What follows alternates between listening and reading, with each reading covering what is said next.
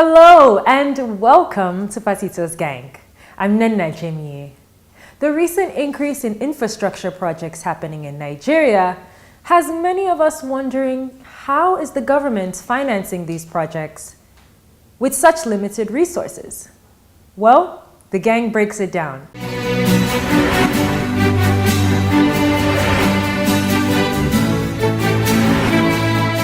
A lot of developmental projects are going on in Nigeria and also Lagos. Somebody said that Lagos is under construction. And a lot of money is needed to do all this. And many states require some creative ideas, also creative financing, to be able to raise the kind of funds that they require to carry on with these projects. Where are they going to get all this money from? One way is tax, another way is finding other ways of, mainly tax. The tax rates going up? I don't think it should be mainly tax. In fact, one of the big problems that I personally have is that there's a limited level of imagination that's been put to financing infrastructure, especially at the subnational level. Across the board, really, generally.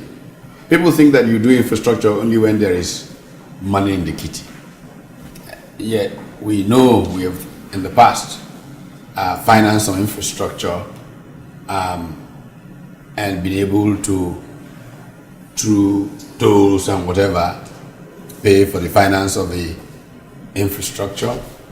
We know today that one of the biggest challenges the world has is that there's plenty of capital available. People have gotten very wealthy around the world. If you look at how much is literally in the pockets of the world's richest people, there's capital waiting for somewhere to go.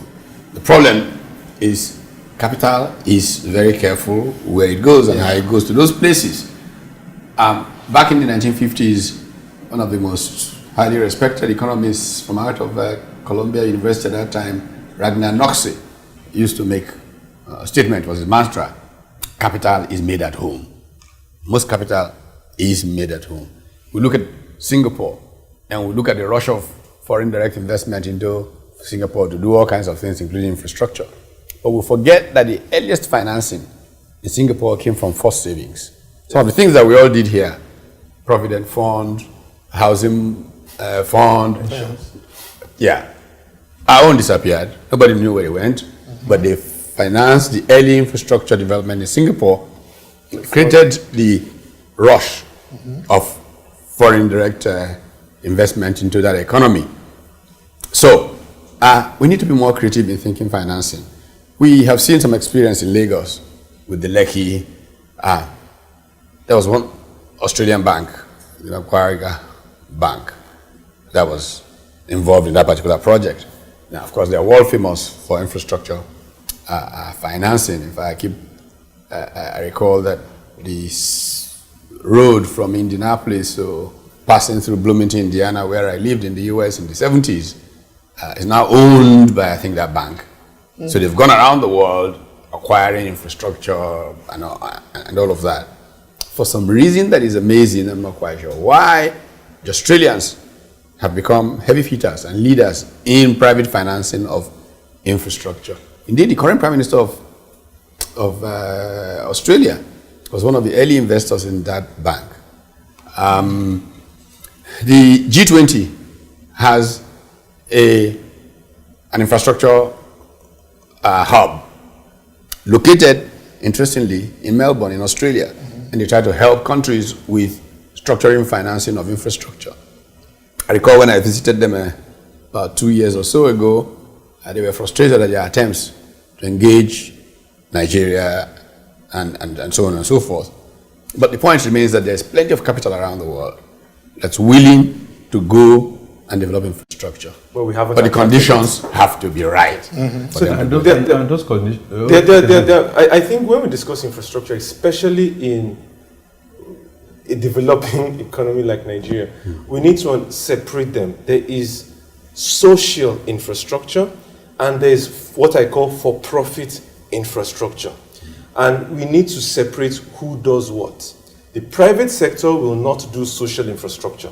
They will only do for profit.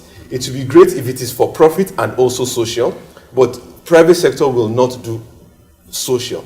And the government should do social, but what we find here especially in Lagos State, the government tries to do social infrastructure for profit.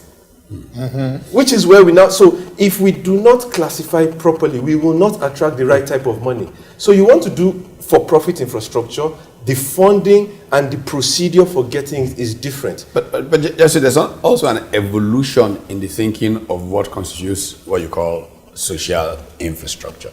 For a developing country, I think it's roughly the same. Yeah, the developed one can evolve and confuse everybody, but ours is simple, straightforward. Originally, in the concepts of public finance, you have two kinds of infrastructure, if you will. Infrastructure that you can exclude people from using, and therefore you can collect a rate, a toll, whatever it is from it, and one which you cannot exclude people and everybody needs to have. So that's what I call social. Yeah, that's what you call social. Okay, well, what we call it social. Or yeah, but it's a specific logic to how you think that through, because essentially that kind of infrastructure included all roads in the past. Those were called non-appropriability goods, goods that you cannot exclude somebody who does not pay for from.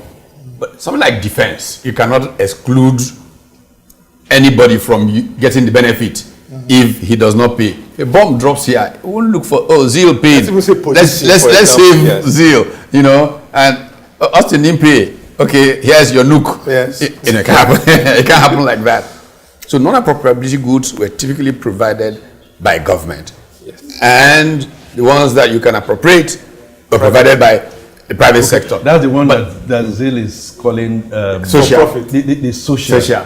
Now, but most of those, depending on the level of development, because I think the key word here is development. It's not happening to Nigeria or those in sub-Saharan Africa. They won't be the first.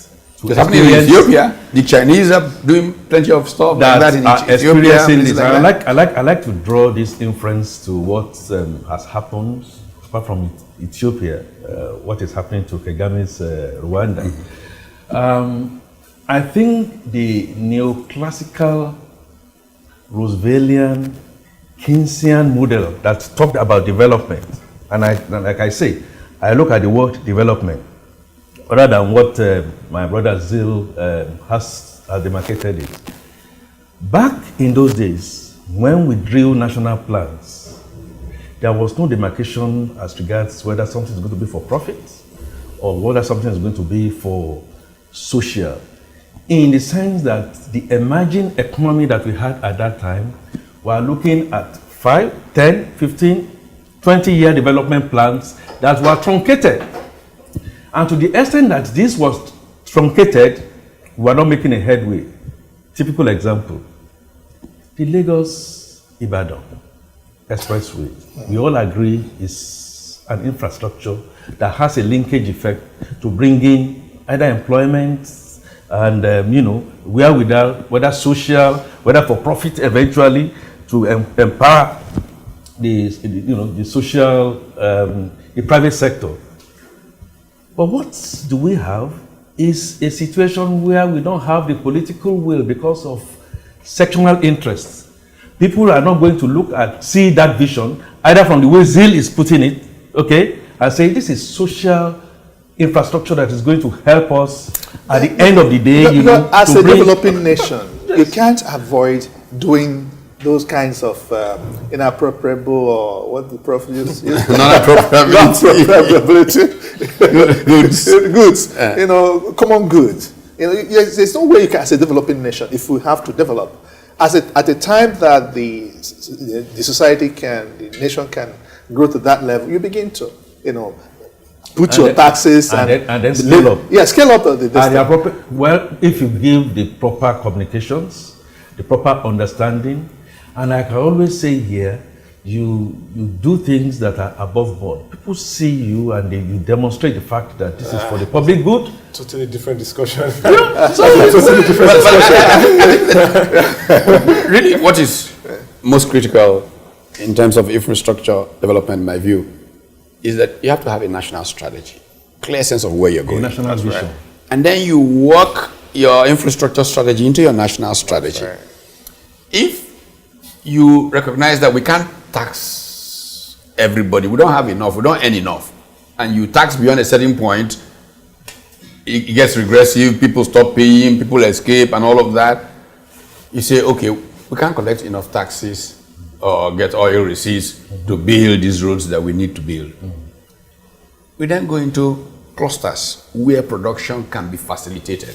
So if we have this enclave, this cluster where production is facilitated, you have to link it with some infrastructure, and you know that there's a direct benefit which will create future taxes and all of that in that hub. Then you can either borrow or creatively finance the linkage to those hubs Railways before. We'll just hold that thought there, Prof. Let's go on a short break, and when we return, we get back to how do you create these hubs or clusters and also linkages to make sure that development goes on. We'll be right back. Don't go away.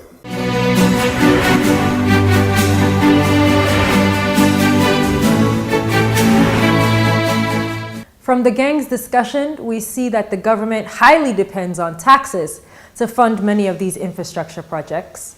But there are other ways to finance these projects. What alternatives do you suggest? Let's hear from you. When the government is saying that way, it will be reduced. We don't want people that are just striving to get there. In a state like Lagos State, with population as at 2016 to be 21 million people, that's like times 2 of the size of Dubai. It's crazy to think about the rate of urbanization and the rate of technological advancement in Dubai when you compare it to Lagos.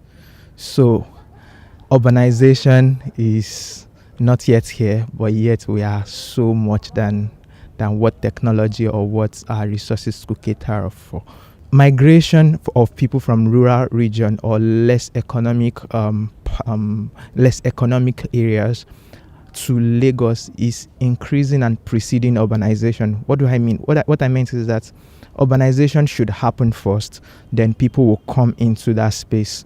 But here, there is reduced industrial development, and people are coming preceding that rate of development. Industrialization requisite for societal development and its sustainability is not there, because Nigeria cannot claim to be fully industrialized. Yet, we need that industrialization, because it is through that the economy can boast of sustainability. So, for states to be looking for funds from the federal government, and the federal government strongly rely on the oil, it's a mono economy, and in such a situation, we are not sure if the oil is going to live up to the full expectation or not. But I still challenge the states to go into full agricultural production, full industrialization, and good economic management.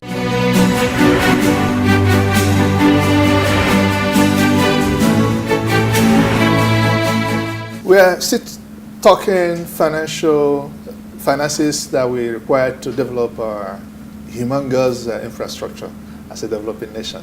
And Prof, you made the point of having these clusters and having linkages. I mean, if you begin with kind of clustering the possibilities of rapid growth so that all the infrastructure makes it easy for production to be more cost effective within that cluster, enclave or whatever you want to call it, industrial park, whatever, then you can justify borrowing or whatever it is you do to bring infrastructure. So what will happen is, in that place, as growth is taking place, there's enough income to then tax to provide to those people who are in a village that is less. That's right.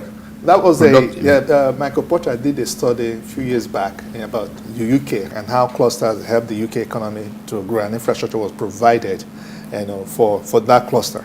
And also World Bank in the 90s or so did a study in Nigeria, cluster study in Nigeria, using Ladipo market as a case in point, and how that on a daily basis, Ladipo market was producing or generating about 2 billion naira, and then that study predicted that if they could provide some supporting infrastructure, they could do better. Yes. But again, like what Prof said, and it's very important, national vision, first of all, and national strategy, then you plug your other subnational plans into that. It must all fit.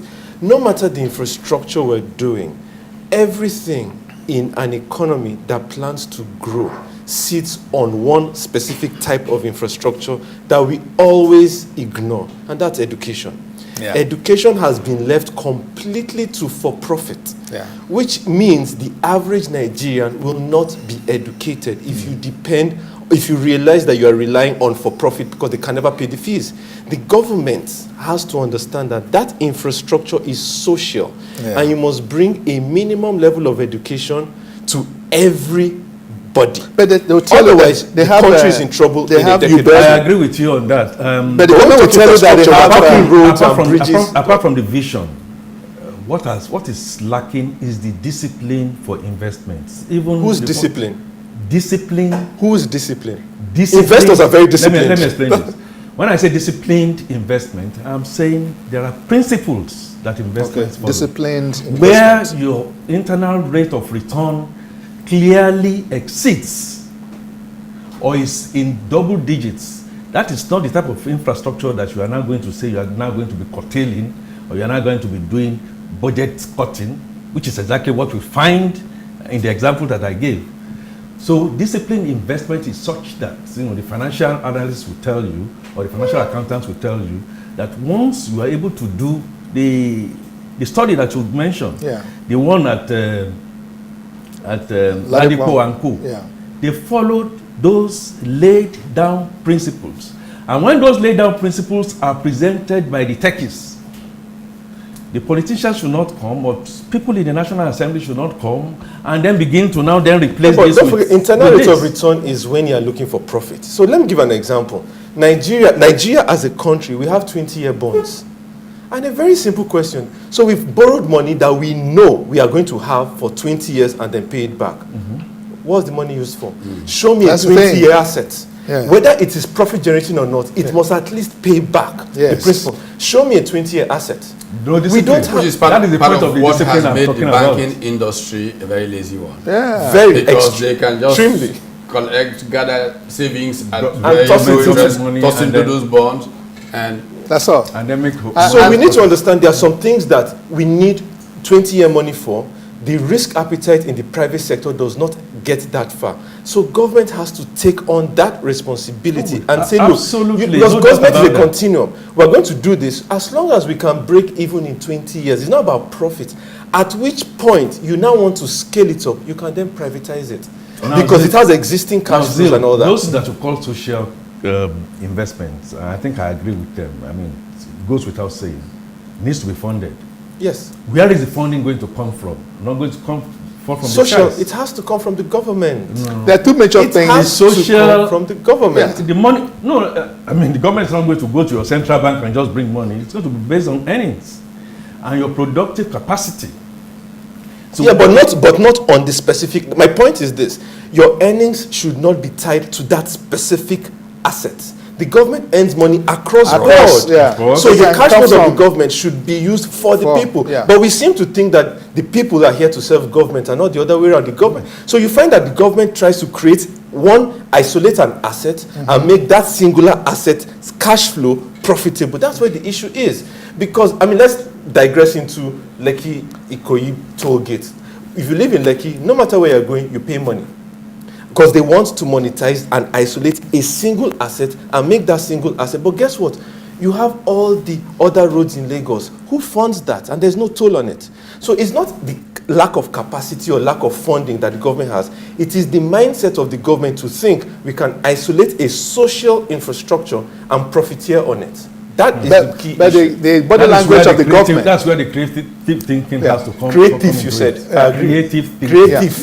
Creative, I agree. Creative, rigorous, creative. Mind your language. Mind your language. I thought you said creative. And I agree with creative. No, mind your language, I beg, because hate speech is there. But again, That's you not know, hate speech. you know, Creative. you I mean, know, that is positive. You know, some years ago, Prof, if you remember, Ford Foundation sponsored a program which I represented you on, the making universities autonomous. And, we went around all the federal universities, and the message was that government was no longer interested in funding education, you mentioned, and also health, the body language of the government. So Ford Foundation took that. The only things government should Yeah. do. The only two things. Only That's things. just hierarchy of needs. Yeah. That is as in Education and health. That is And- that is the rational thinking. Yes. But So we went. do How people think can rationally? universities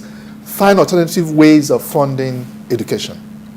There's no alternative way. You have to one of the go ways, overseas. even in Soka, when UNN hosted Nubuga Games or something, and we told them there. I said, look, the vice chancellor, Nebo was the vice chancellor then. I said, look, you need to. I asked them a question. Who are those? Who are your bankers?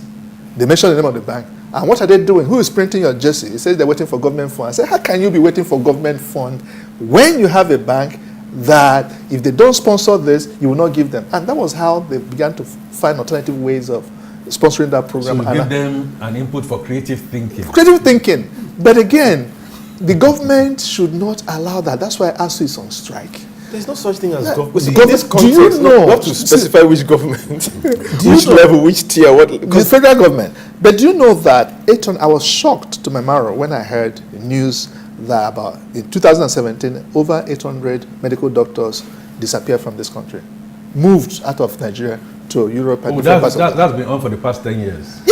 So If you take out Nigerian doctors, NHS will be in serious crisis immediately. yeah. In the UK, and talk of many American cities. So the point now is, what is government? What do they consider as their, the only But time? Prof has answered this question. Without a national vision, with a time frame of a minimum of 20 to 50 years, we are going to be running a country on a year-to-year basis, and that can never give you infrastructure. Supported you have by- to think 20 to 50 years and understand these are the Supported by inputs. well thought out, disciplined investment methodologies. They go hand in hand. And Prof, you mentioned Singapore and all that, and that's the one case Let's that take is China. China that has a 300-year plan, Yes. a 100-year plan, Yes. and they do it every 50 years, every 5 years. It takes us 6 months to pass a 1-year budget. Gentlemen, you're talking about China, you're talking about Singapore. Why don't we just come down home? What has happened to Rwanda? How is it that Rwanda has been able to do what the so-called giant We of can Africa has not been create able to create do? a topic on that separately, and I'll Yeah. let you know what they did. and That we is can the- in copying. That is the Lagos State tenor of the sent. matter. I heard that Lagos. I don't know how true it is, but Lagos State sent some people to understudy Rwanda. But again, there are some models that you cannot just copy and paste. You have a different culture, you have a different heritage, you have a different situation. All you need to do is take the part that fits into your situation, and then implement. The problem I have is that I think, ironically, it should be Rwanda learning from Nigeria. Yes. The So let's point remove I am our also making- national arrogance. No, hang now. on. But why? Why should it be them learning from us? Of course. Why? Because we have a Kagame larger came population. here.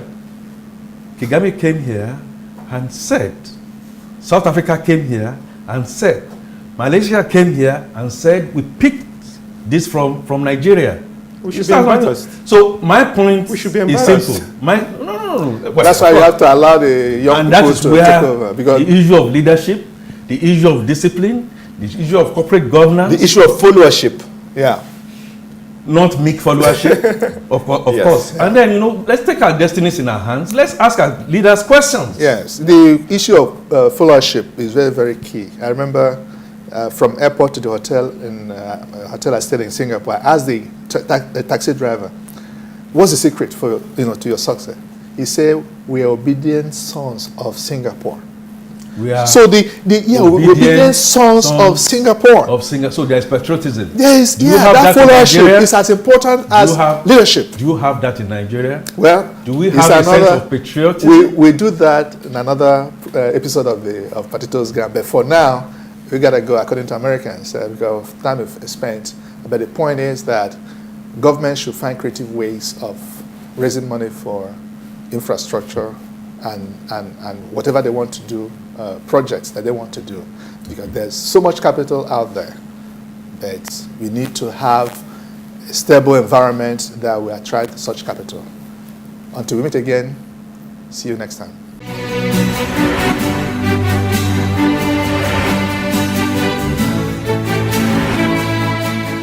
In summary, the gang advises the government to think creatively about other ways to raise funds to build infrastructure across Nigeria. Well, that's all that we have time for today on Patito's Gang. Thank you for joining us. We hope you found today's episode to be informative and enlightening. Join the conversation. Be sure to follow us on all our social media pages displayed right there on your screen. I am Nenna Jimye. And until next time, take care and be well.